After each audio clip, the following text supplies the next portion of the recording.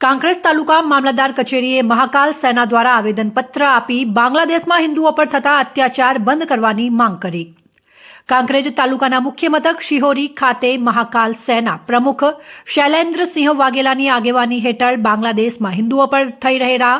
અત્યાચાર બંધ કરવા તેમજ પૂજ્ય સંત ચિન્મય કૃષ્ણદાસજીને જેલ મુક્ત કરવા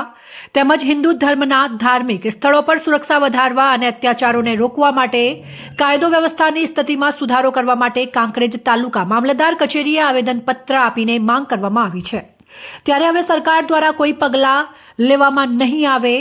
તો રસ્તા રોકો આંદોલન કરી વિરોધ કરવા માટે મહાકાલ સેના પ્રમુખ શૈલેન્દ્રસિંહ વાઘેલાએ ચીમકી ઉચ્ચારીને સરકારને ચેતવણી આપી હતી, જેમાં કાંકરેજ તાલુકા યુવા જાગીરદાર રાજપૂત કેળવણી મંડળના પ્રમુખ પુનુભા વાઘેલા, કાંકરેજ તાલુકા મહાકાલ સેના પ્રમુખ રામભા ડાબી, ઉપપ્રમુખ લાખુભા વાઘેલા સહિત મોટી સંખ્યામાં મહાકાલ સેનાના કાર્યકરો અને હિન્દુ ધર્મના લોકો મોટી સંખ્યામાં જોડાયા હતા। અહેવાલ જેડી ગજ્જર, બનાસ દર્શન ન્યૂઝ, બનાસકાંઠા।